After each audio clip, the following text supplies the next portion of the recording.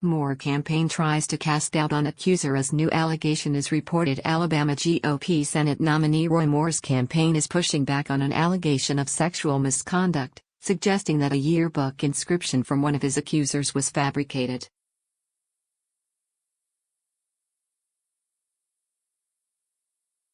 On Monday, Beverly Young Nelson, represented by famed feminist attorney Gloria Allred, said Moore groped her and tried to force himself on her in his car when she was 16 and he was in his 30s.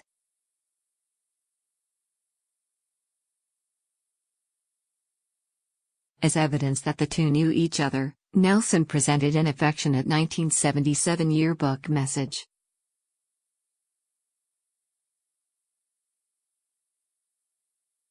On Wednesday, speaking outside the Alabama Republican Party headquarters, Moore campaign attorney Phillip Jauregui said he wants the yearbook released by Allred so that an independent handwriting analyst can determine the authenticity of the inscription.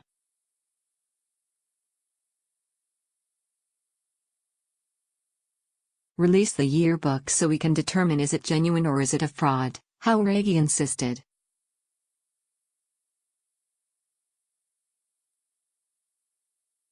But even without an independent analysis, the attorney cast doubt on the yearbook message, pointing out that Moore had been the judge assigned to Nelson's past divorce case.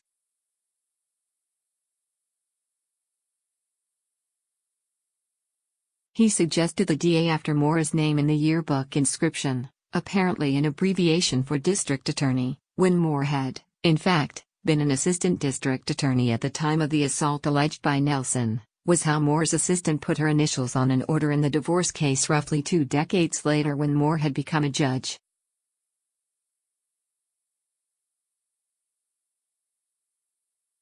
Allred later told CNN that her client hoped to testify under oath before the Senate about her allegations against Moore.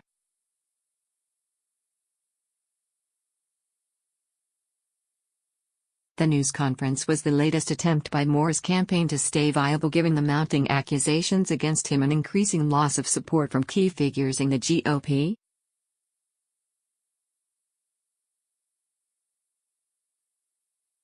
It focused only on the allegation by Nelson and did not address the other allegations against Moore by other women, including Leigh Corfman, who claims he initiated sexual contact with her when she was 14.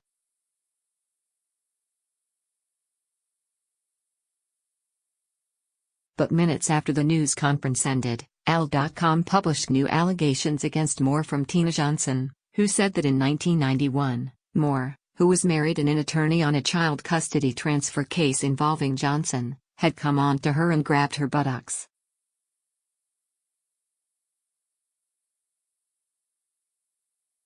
She was 28 at the time.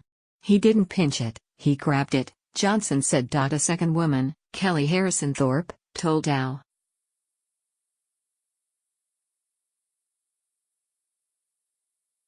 That when she was a 17-year-old waitress in 1983, Moore asked her out and told her, "I go out with girls your age all the time."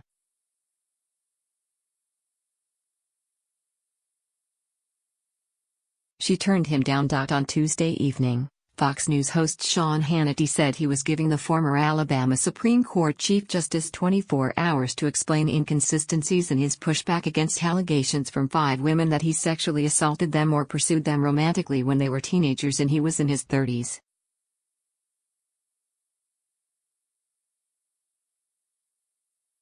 On Hannity's radio show last Friday, Moore gave conflicting answers about whether he knew some of the women who had come forward or whether he dated teenage girls, saying that not generally, no, he did not date girls that young and that I don't remember dating any girl without the permission of her mother.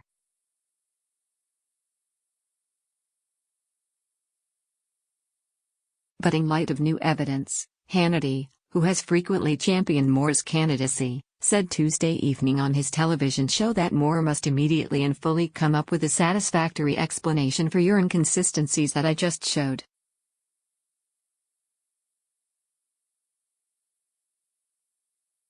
You must remove any doubt. If he can't do this, then Judge Moore needs to get out of this race.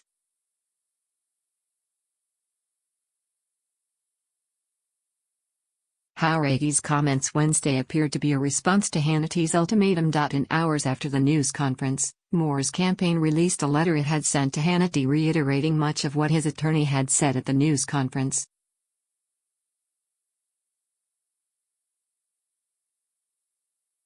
I adamantly deny the allegations of Leigh Corfman and Beverly Nelson, did not date underage girls, and have taken steps to begin a civil action for defamation, Moore wrote.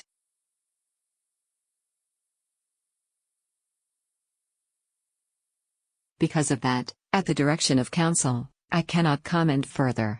Al.com reported that Moore was known to cruise for young girls at the local mall in his hometown of Gadsden.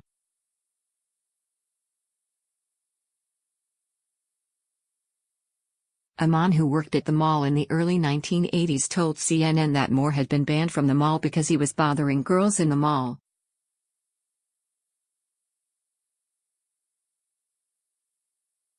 The Republican National Committee severed a fundraising agreement with Moore's campaign on Tuesday night, and Politico reported the RNC has also canceled the field program on behalf of the GOP nominee ahead of the December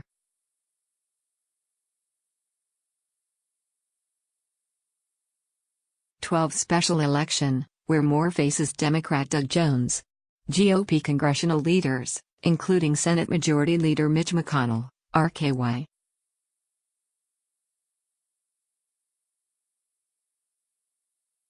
And House Speaker Paul Ryan, Republican Wisconsin, have called for Moore to step aside, but he has remained defiant.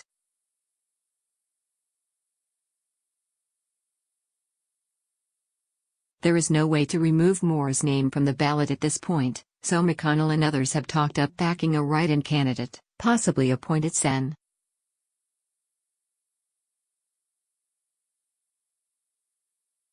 Luther Strange, who lost to Moore in the September GOP runoff, or Attorney General Jeff Sessions, whom Moore is running to succeed.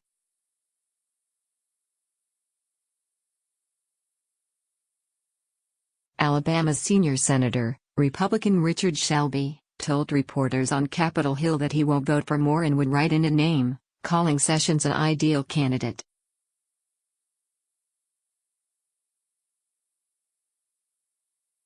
President Trump, who backed Strange in the primary, just returned from his trip to Asia and could weigh in on Moore further.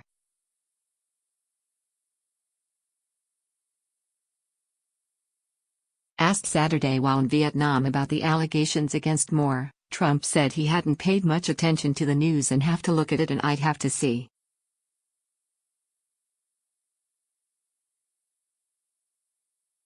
A new poll conducted by the National Republican Senatorial Committee shows that Moore now trails Jones by 12 points, reflecting a 12-point drop in support for Moore since before the scandal broke.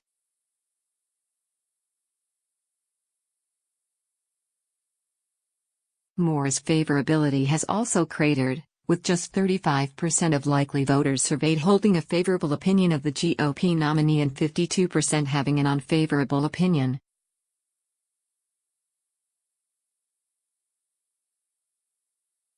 The NRSC has already pulled financial support from Moore. Politico first reported on the poll, and NPR obtained the survey from a GOP source.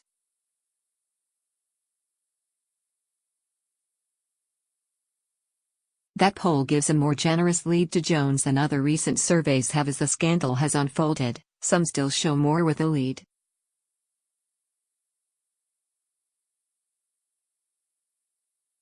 Moore's campaign has continued to hit back at the allegations that were first reported in the Washington Post last week, painting his candidacy as a battle against the Washington, D.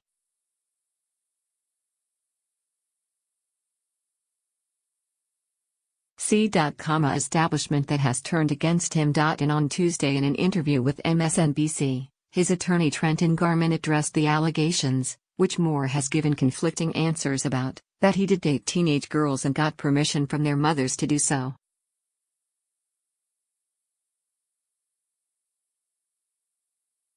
In other countries, there's arrangement through parents for what we would refer to as consensual marriage, Garman said, after referencing MSNBC anchor Ali Velshi's diverse background and implying he might understand that.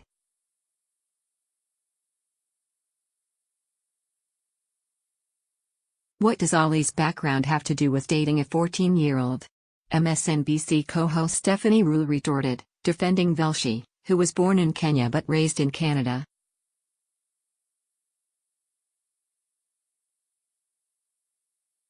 There have also been reports of robocalls from someone named Bernie Bernstein purporting to be a Washington Post reporter seeking damaging information on Moore in exchange for thousands of dollars.